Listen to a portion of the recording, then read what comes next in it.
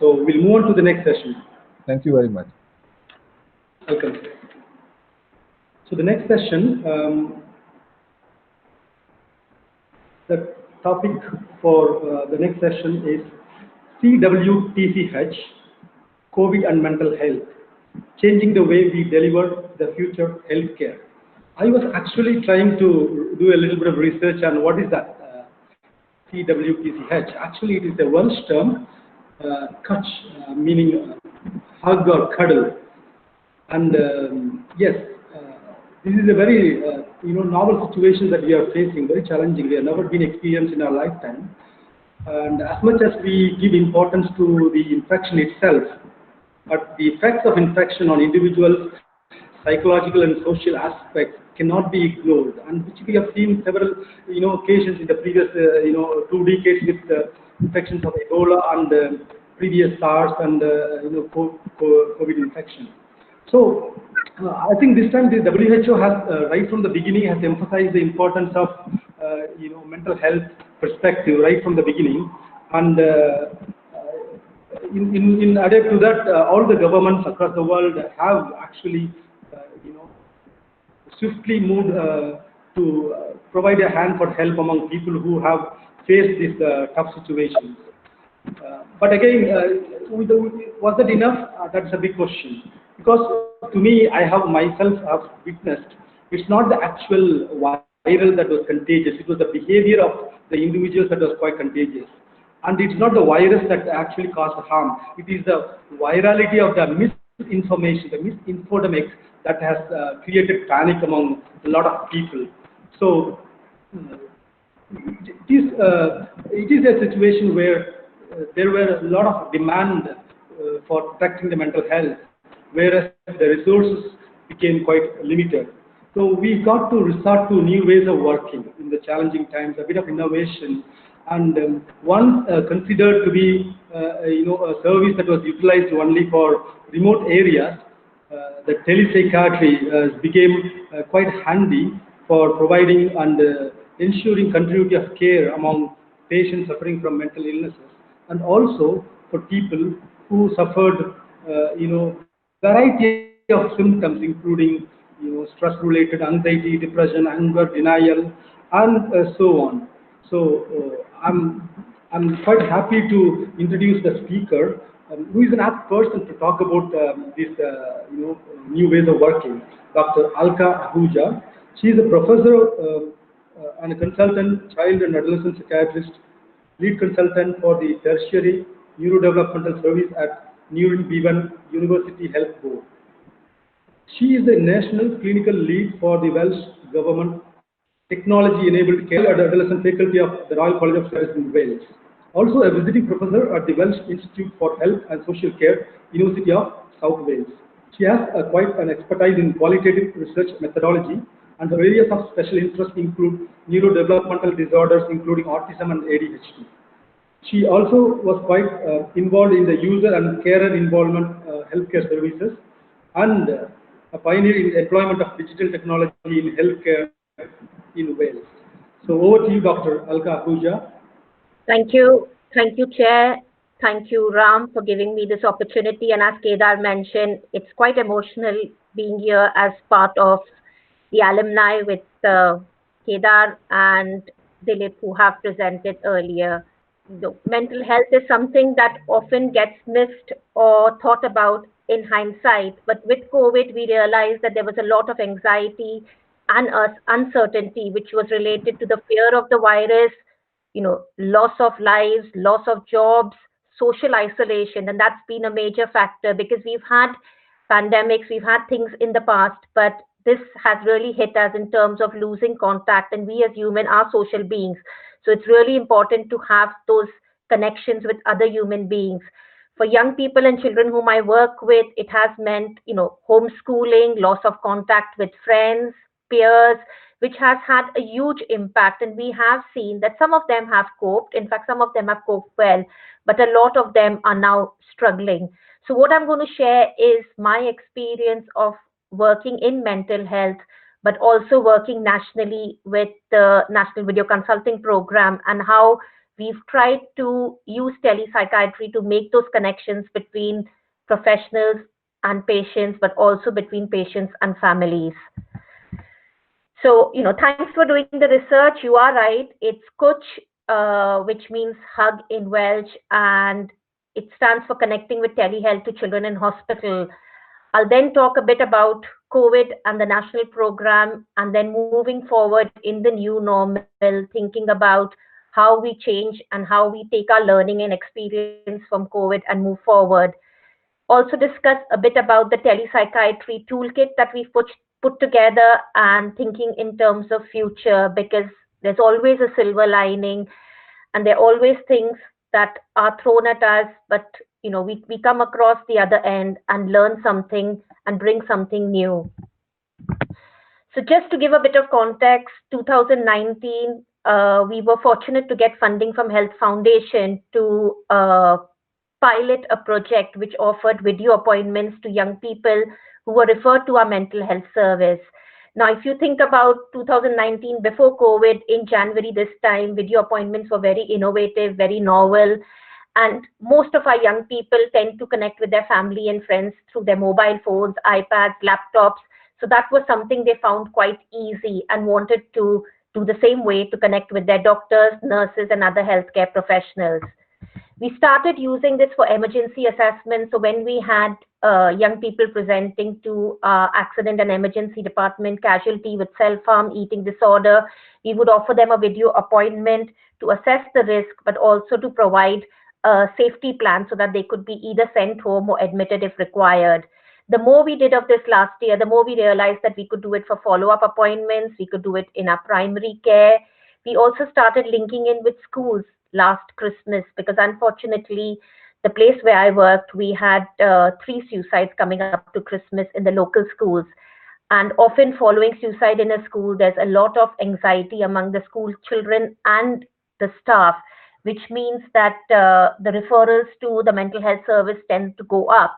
And what we did was we opened up virtual clinics where young people could walk in with a school staff or family member and get the support that they needed. And a lot of them didn't need long-standing support. It was often just a session or 2. We also started groups and started doing meetings with other agencies, including social services, education, which meant saving a lot of time traveling, and obviously parking, which can often be very difficult in a hospital setting. What we chose at that time was a platform called Attend Anywhere. And again, with COVID, we've come across hundreds of platforms: Zoom, Facebook, WhatsApp, Skype. People are using anything and everything. And I was telling Ram, I hadn't used Google Meet before. The reason for choosing Attend Anywhere was that this was something that had been tested in different parts of the world, mainly Australia and Canada, but also in Scotland, where they were using this as a safe and secure way of connecting patients and professionals. We made sure that we had consent obtained, as we would do in a face-to-face consultation. What was important was to get our good champions, so that people were trained. There was a lot of anxiety, there was a lot of resistance on using something that was online, especially in mental health context, because the worry was we would miss the non-verbal communication, we would not know if somebody's depressed, we wouldn't be able to assess the situation, people may be able to hide things, and how would you assess risk and take, have the confidence of taking, the decisions based on what you saw. We secured friendly coach rooms where we had the equipment set up, the technology set up, and this was really important, because the last thing you want when you're using technology is, if it doesn't work, people refuse to use it. So nurses, doctors, occupational therapists could book a slot in this room, go in, and then use the technology which was already there, including the webcam, the mic, all the consent forms, all the troubleshooting guidance. One thing that I would say is it's really, really important to evaluate, because we don't have evidence as to whether this works in mental health or physical health. We've never been in a pandemic before, so obviously we wouldn't have evidence of whether video consultations work in a pandemic. But thinking of last year, we were very mindful that in order to show that our pilot worked, just because we thought it was a good idea, then when it was a good idea. So we took baseline measurements of satisfaction, experience from young people, their families, professionals, and even the wider public, using social media, because obviously one thing with social media is you can reach to a much bigger audience. And overall, almost 80% of them found this very satisfying. Mathematical modeling is something again that we tended to use because we know as the population increases, mental health demand is increasing, but capacity is always going to be limited. There are huge challenges for the workforce. So it was thinking of how we can be clever and work in a smarter way so that we can cope with the demand, but also make sure that we are protecting the workforce. So using mathematical modeling, we did calculations for demand and capacity, and this enables staff to choose when they wanted to work and also give them breaks at appropriate times. We were also mindful of capturing the savings in terms of how much time was saved by clinician if they didn't have to move from one clinic to another. Time, the travel time for patients as well, because often patients have to use public transport, which means that a lot of these families have their own mental health difficulties. So to change 2 or 3 buses or trains to come to an appointment can be very challenging. Travel expenses, and again, thinking about the planet, making sure that the carbon footprint. Along came COVID, and whom you can see there is our health minister and chief medical officer, who were very keen that we continue to offer safe and secure care to the people in Wales. So as Kuch was up and running, we were used as an exemplar, and I got seconded to Welsh Government as the national clinical lead to support the rollout of video consultation, not only in mental health, but across all specialities.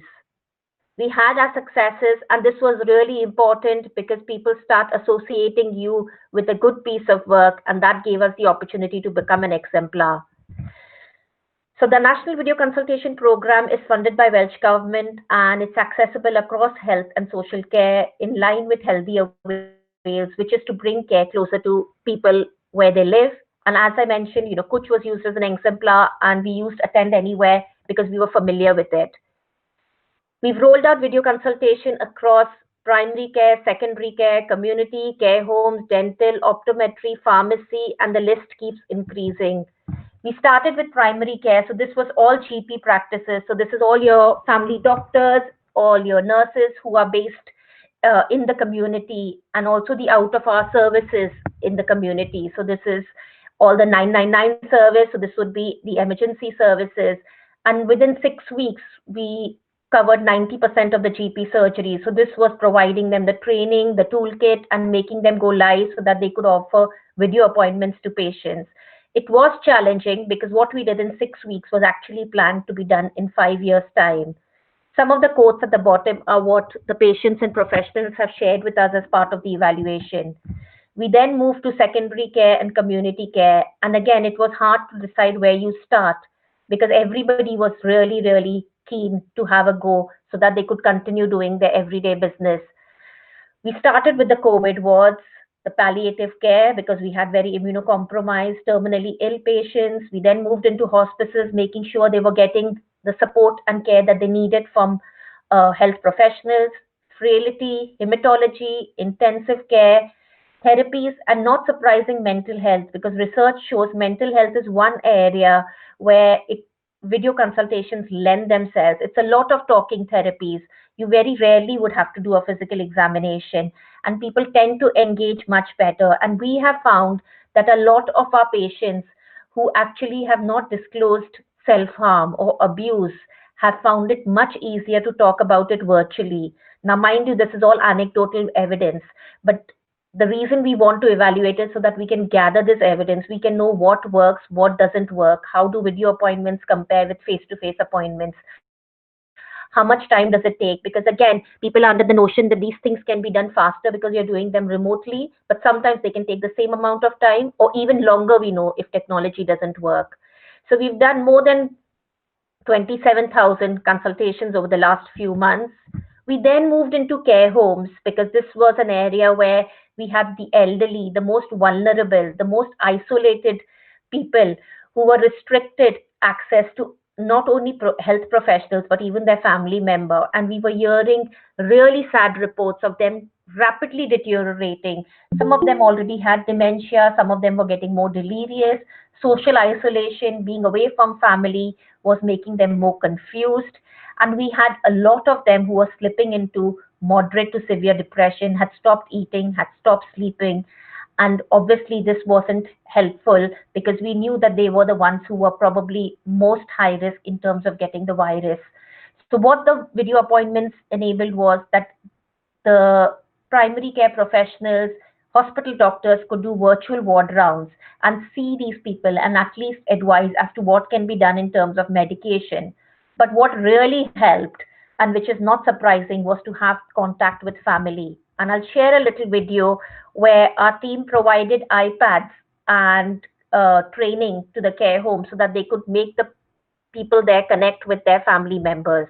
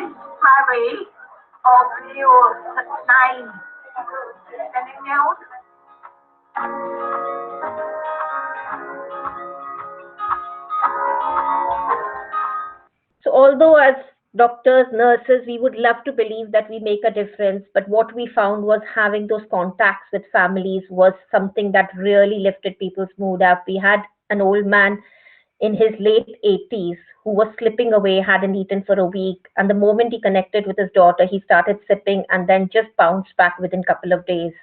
Other settings where we went live were prisons, schools, and actually, I was telling Ram, I'm on a sabbatical at the moment working with schools because we know the way things have been, schools are not going to be normal for a long, long time. But how do we make sure that we can provide mental health and physical health support to children and young people who will need it? The ambulance service, police, dentist, optometrist, pharmacy.